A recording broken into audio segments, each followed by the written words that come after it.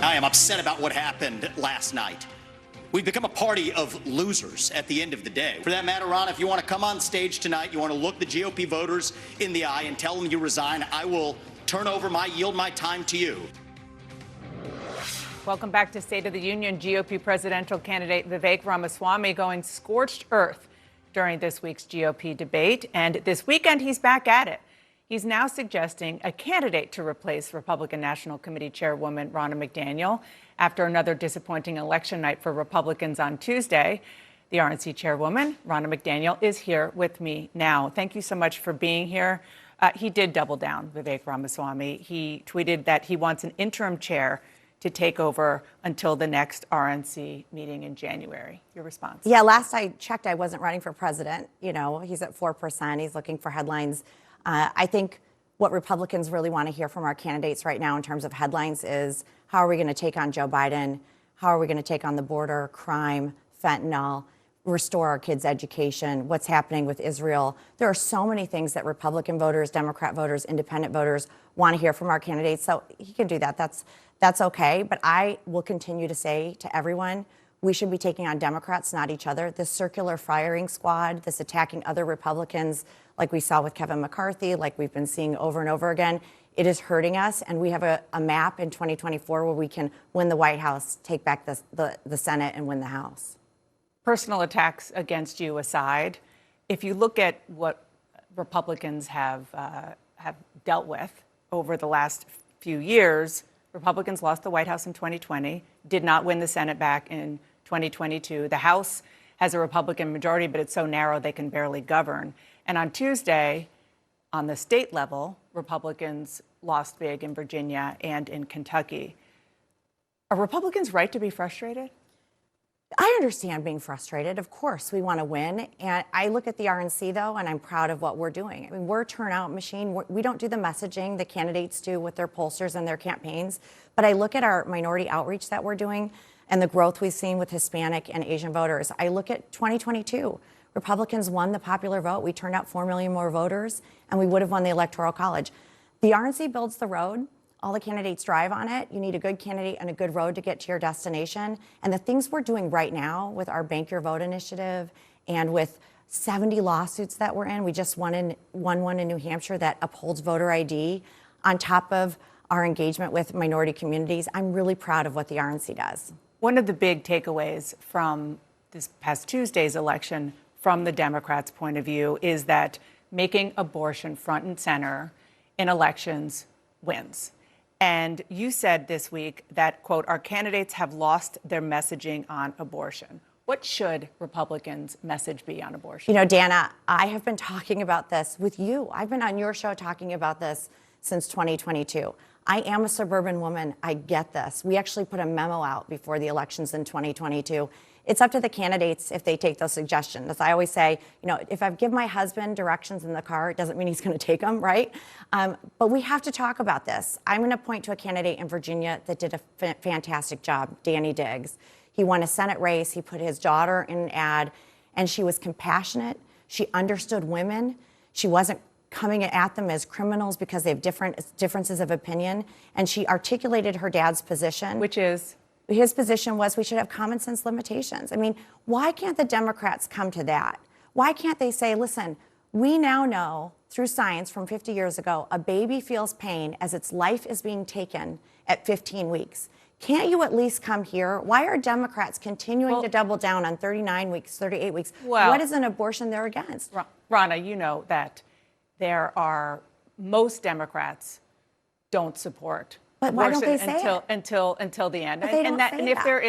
If something like that happens that far along, it means something is really wrong. Yeah, but that's life of the mother, which is an exception. But there are states, 5 or 6, that have it till 39 weeks. So why don't you say, you know what, if we don't support that, let's come to this consensus position. And that's what this candidate in Virginia did. And he did an excellent job, and he won that race. So what you're saying is it's a little bit of a position question, but it's also a message problem. But if you look at the actual results on Tuesday, just take Ohio, which is effectively a red state right now. It wasn't a message problem. It was a policy problem. People voted overwhelmingly to allow abortion rights. They wanted it embedded in the Constitution.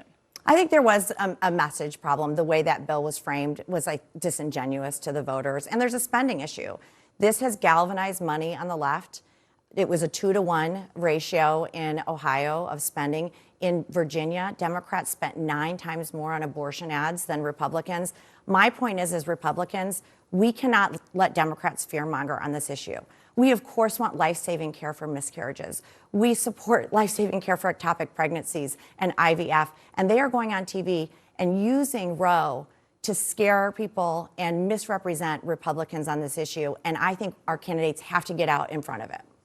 Well, also, when you talk about what went on in Ohio, that it was misrepresented, you could argue that the Republicans misrepresented it, too, by saying that there were rules on that measure that weren't actually there. But on just the bigger picture, are you saying that you believe it is a messaging problem? You don't believe Republicans have a problem with the overall policy, that over and over again, not just public opinion polls, but actual votes, 7 states have voted overwhelmingly, including very red states, to allow for abortion rights. So why aren't Republicans just looking at that and saying, we're just on the wrong side of this policy-wise? I think common sense limitations is where the country is. I do. I think most Americans do think that there should be a limitation when you know a baby feels pain as you're taking its life at 15 weeks. I think that's where Republicans are saying this. They're saying this is a consensus position. You're seeing many of the candidates for president saying that.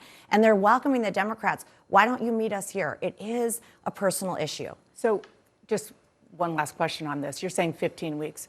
There are candidates who are running for president who say 6 weeks. Is that too far? There's candidates who are doing different things in their states, and that's what their state will allow. But I think everybody's saying to the Democrats, listen, I'm pro-life. I'm proud to be pro-life. But how about you come meet us? What about a federal ban? That's a policy issue, and that's going to be up to the politicians to decide that. I don't think that you can just say it's a states issue. I think that we're going to have to talk about this. Former President Trump, who is the far and away frontrunner, said in what was supposed to be a Veterans Day message, quote, "In honor of our great veterans on Veterans Day, we pledge to you that we will root out the communist, Marxist, fascist, and radical left thugs that live like vermin within the confines of our country." And then he went on.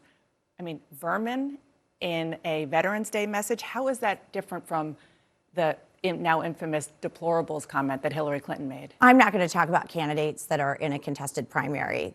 You can talk to him about what he's saying. You can talk to him about what he's saying. I haven't seen the whole speech, but what I will say is, it was a post on social media. You know, obviously we support our veterans, and we're in a primary right now, and the RNC is doing our best to make sure we're getting our candidates visibility as we are taking on Biden. And this is what I hear every day, Dana. People can't afford groceries. They can't afford to fill their car up with gas. They think this country is on the wrong track. They want to see our party fight for them, and they want to see us win in November. If those are the issues, if you end up having Donald Trump as your nominee, and if he is convicted of a crime, do you believe that he would be the appropriate nominee for the Republican Party? Whoever the voters choose is the appropriate nominee. Even if he's a convicted criminal? I know this is newsworthy, but as party chair, I'm going to support who the voters choose. And yes, if they choose Donald Trump, the voters are looking at this and they think there is a two-tiered system of justice. They don't believe a lot of the things that are coming out in this, and they're making these decisions, and you're seeing that reflected in the polls. Before we go, there's another presidential debate coming up. Given where we are with Donald Trump, again, far and ahead in every single poll in every single state, do you still see value in presidential debates with the candidates who make the stage? I do. And I actually think some of the things we've done with this debate process have been very instrumental. We started with 14 candidates. In 2015, going into Iowa, there were still two stages. There were still 10 candidates in that race. We're now down to 5 on the debate stage with stricter polling criteria and small dollar donor limits. I think that's been good. It's also helping us engage our volunteers. We've signed up 30,000 through these debates. So will you have debates, commit to debates through the first 2 nominating contests, Iowa, New York? We're taking debate at a time, and we're going to continue to evaluate.